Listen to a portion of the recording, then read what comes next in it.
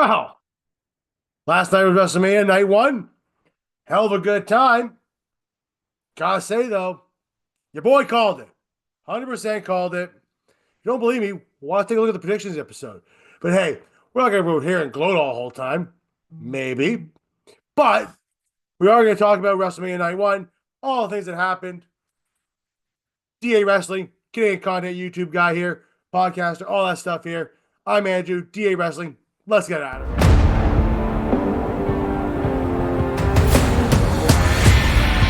Okay, on today's show, obviously we're talking about WrestleMania Night 1 here. It was awesome, a lot of fun, really good.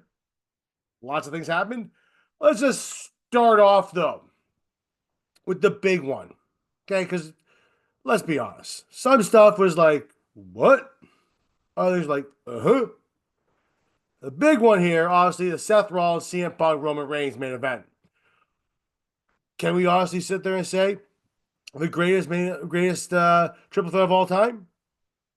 Comment down below if you think it is. And also, do while you are commenting there, guys, make sure you like, share, subscribe down below. Hey, greatly appreciate it. A small click for you, big click for us here at DA Wrestling. We appreciate it all. And we thank you very much. But back to it, though. Is it the greatest triple threat of all time? That is the question. Who knows? We'll have to see down the line. But right now, it looks like it pretty much is. Ups and downs. Roman clearing the barrier to take out CM Punk and Seth Rollins on the outside, right, in the crowd. Then make sure he's checked around okay, right? CM Punk, right, body slam. Slamming Seth Rollins on the ground. Let's call it that. Okay, because the word just skips off my head right now, right? But the big part of it, right? We saw a lot of stuff in this too. We saw a little bit of throwback Shield stuff. In fact, Seth Rollins at one point mentioned Jon Moxley. Yeah. He didn't call him Dean Ambrose. He called him Jon Moxley. He said Moxley. Right? He said he couldn't do it after he had Roman down and beaten. For the most part, he said, you can't do it. You don't know what to do. Right? Your wise man's over there. I'm here. I'm gone. Right? Mox is on. He had no idea what to do. Crapped on him. At one point, they all put each other's finishing moves on. Punk hit Roman a couple times with go to sleep. Once we go to sleep, Seth got stomped a few guys. All this stuff happened. Multiple, well, almost threes, going all over the place. Then when they're all down, Heyman does the unthinkable. He grabs a chair. Now you're thinking to yourself, oh, he's going to give it to CM Punk, which he does. And Roman can't believe it. Meanwhile, Seth's off in the corner. Right? Paul Heyman gets in the ring. He gives Punk here. Punk's about to slam Roman Reigns, and he goes right behind him and nails him right in the corners. And Roman's just laughing while Paul is just crying. And I can't believe I did this to my best friend. And you made me choose between the tribal chief. Gives the chair to Roman. Roman hits Punk 3 times. Then Paul goes, hey, look, he's right there. Nail him, my tribal chief. Nail him. It's payback for years ago. Well, folks, this is where it happened. Right? As Roman's literally, riding up here, getting ready to go, like Babe Ruth used to do, or Mark McGuire, or all those guys in baseball used to crank one out. He's able to crank one out too on Seth's back. And that's when Paul nailed Roman in the nuts. Yeah. Goes over, gives Seth Rollins the chair because Seth knew this was coming. Grabs a chair, beats Roman down, stomps him. 1, 2, 3. Seth Rollins leaves with Paul Heyman and wins the triple threat match. Yeah, told you so. Put some respect on the name, folks. Please. Anyway, what happens next? Who knows? I said that Seth might go on a run here, but Seth's the new Paul Heyman guy. Seth Rollins, when you think about it, I mean, despite the fact he has already had a Hall of Fame career and all that stuff there, Well, with all three of those guys, all three of those guys will be in the WWE Hall of Fame at some point.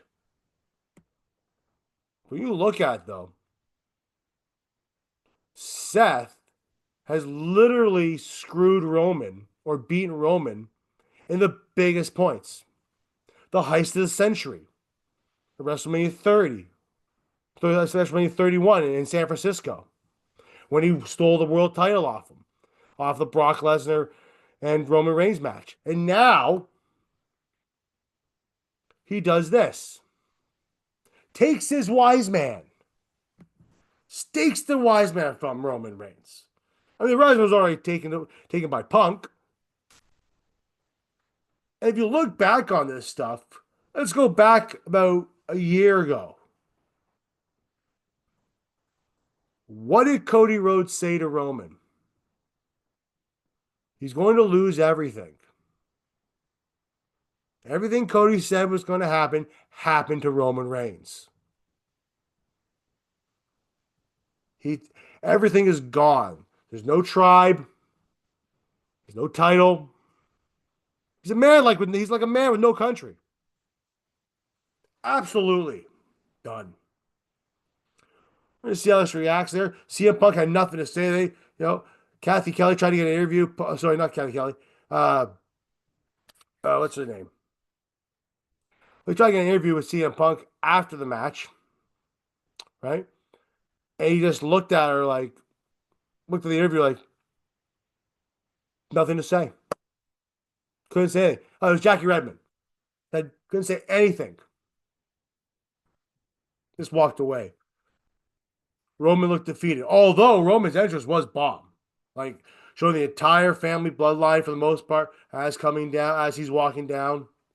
CM Punk got, a living color to play again. Second time that's happened. Right? First time was in New York. When he faced The Undertaker. Now, he got it again. It's really cool. Also, very similar gear that he wore at his debut WrestleMania. Not the one I'm talking about where he was John Cena's mob guy in Chicago, but his actual wrestling debut. He kind of wore similar. Now, they were yellow, but with black trim on the back. These were fully yellow. It was very close, very similar, right? Seth had his I'm Jesus look. Came out with some flamethrower first. That's kind of cool. But yeah, guys, Seth Rollins ended up walking out of WrestleMania Night 1, the winner, with Paul Heyman. What happens next? Who knows? Maybe he does go on that run I was thinking about. Who knows? But apparently, there was the favor. Seth turned heel. I called it. Put some respect in the name, folks. Anyway, enough of that. If you didn't think that Jey Uso was going to beat Gunther at WrestleMania, you should really go back and look at everything. It was bound to happen. It was going to happen. A lot of people online I'm seeing right now are not very happy about it. Apparently it was 16,000 likes on YouTube from the thing, dislikes about it. Look, Gunther's going to get that title back again. Okay? Whether he beats Jey for it or not is irrelevant. Right? Jey Uso won the title. He is arguably one of the biggest merch movers in the entire company. He is more over than a lot of people in that company. It was the right move to get done. And to be honest with you, Gunther's WWE title run wasn't exactly everything people want it to be. I think his next one will be. He's 34 right now, 33, I think it is, 34, 33 years old. He's going to have that title again. There's no reason for anybody to get upset by it, too, because you know what? Right? Jey Uso deserves it. Hate to break it to you all. If you don't like that, tough, comment down below. But he deserved it. He's earned it. He busted his ass for the past 4 or 5 years. He's grown every year, right, since 2020 and the pandemic. The guy deserves it. There's no doubt about it. It was a great match. Splash after splash here. He ended up beating Gunther. At one point, I thought Gunther was going to try to cheat to win. Still didn't win. Okay. Jey Uso deserves to win that title. How long he holds it is to be determined. Who knows? I don't know if it's going to be a long title run. I don't think it'll be a year or 200. I think Gunther's was 256 days with this title. I don't think that's going to happen with Jey Uso, but we'll find out. I mean, I could be wrong, and that's fine. But depends on who they put him against. Obviously, he will probably defend the title at least once for sure. But after that, we'll find out. Who knows? Maybe Jimmy turns on him. Maybe the whole bloodline turns on everybody. All right, moving on. We're going to talk Jacob Fatu. Yeah, man won the U.S. title last night. Convincing fashion for the most part. And if you guys think this guy is extremely popular, he's a heel. Does dastardly things, beats people up. People love Jacob Fatu. I love Jacob Fatu. He's awesome. He's absolutely fantastic. He is, in my opinion, a future world champion. But given the U.S. title right now, he's going to probably hold that for a while. Right? They're probably going to move LA Knight to the more of the heavyweight title picture, which I think that's a good idea to do him. Right? Jacob Fatu, pretty much, it was a hell of a good match. A lot of off-top stuff. At one point, you thought he almost, like, LA Knight had him when he hit a BFT after Jacob Fatu tried to do a moonsault. He stand up and caught him with the BFT. It was kind of, wasn't really that great. But you understand what was going on there. Almost had Jacob Fatu touch the ropes. Fatu ends up coming back, hitting 2 moonsaults on him, and leaves. He came out wearing a werewolf mask, which is kind of cool. Right? With Solo. So let's see. I think there's going to be a match between Solo and probably him down the line. LA Knight came out in a Maserati. That was nice. Really nice, actually. Nice Maserati. Kind of went full out on this one, folks. But yeah, Jacob Fatu, your U.S. title champion now, right? Beat him pretty convincingly, in my opinion. And we're good with that. We called it was going to happen. Tiffany Stratton versus Charlotte Flair. The match, it was a good match. But I don't think it was everything they wanted to be. It looked like Tiffany busted a tooth. But now I guess he's posting now that she didn't bust a tooth. It looked like she busted a tooth, but she was sure. It could be maybe something else. I don't know. But it looks like she did. Right? She took a hell of a beat on this. And a lot of people out there, Charlotte, people complain about Charlotte. I mean, we've all kind of done it before. We've all done it. Nobody's innocent in all this. But you cannot deny the fact that Charlotte does put people over a lot more than people think they do. Maybe not when Vince was there. Maybe you can argue that argument then. But she puts a lot of people over. A lot. She did do it with Vince. I'm not saying she didn't. But she has put many people over. She doesn't need the title at this point. And people think, if you think I'm wrong on that, comment down below. Tell me I'm wrong. Because I'll tell you the fact that she's not. And I'm not wrong. Because if you look at where she's accomplished so far, she is arguably the biggest name in the WWE's women division other than Rhea Ripley. She really is. Right? She plays a great heel. She's not a good face. She never has been. Right? But it was a great match. Hit the Prius moonsault on her. In order to, Tiffany Stratton hit the Prius moonsault on her in order to win the match. Right? They went back and forth. Charlotte beat the hell of her leg a few times. Right? Both were same injuries. Right? Charlotte at one point got chop blocked by Tiffany Stratton. It looked like that knee went on the knee she just had repaired, the ACL. Whether or not anything did happen, it doesn't look. It looked like it happened. Maybe it might have torn again, but from what I understand, she looks like she was walking before she started walking fine. So it probably didn't. But we'll have to take a look and see if she's going to be okay. Because maybe she might be gone now. But Tiffany Stratton winning was the best course of action. They needed her to win. People saying here that Charlotte should have won. Charlotte didn't need it. Tiffany needed it more than Charlotte. We stated that in the predictions episode. She needed to win, right? Because then you just take it, give it to Charlotte. Charlotte's probably gonna get that title eventually. Maybe SummerSlam, maybe whatever. Maybe in a rematch, maybe a Backlash. They go again. But right now, Tiffany Stratton needed that thing. She is going to be the next, say, Charlotte Flair. And she came out of a box looking like Barbie. Seriously.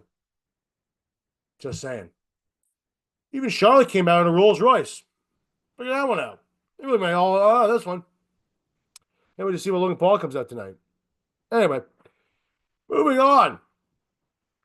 The War Raiders, the New Day. Now, the New Day won. The new tag team champions, they kind of cheated a little bit, but it wasn't too bad. It was more or less, it was kind of clean for the most part. Kofi kind of held on to onto the leg a little bit of Ivar. It was a back and forth match here. They really kind of targeted their necks because obviously those have been big parts for the War Raiders there, right?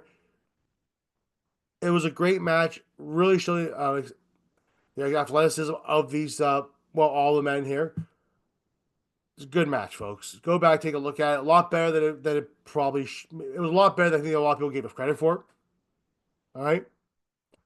Warriors and where they ended up coming out looking like Pekka and like the Barbarian King from Clash of Clans because like a Clash of Clans kind of match. I don't know. It's kind of weird. I didn't think that thing was still around. Apparently it is. Anyway, it was good too. Now, Rey Mysterio was supposed to face El Grande Americano. But on Friday Night SmackDown, he got hurt.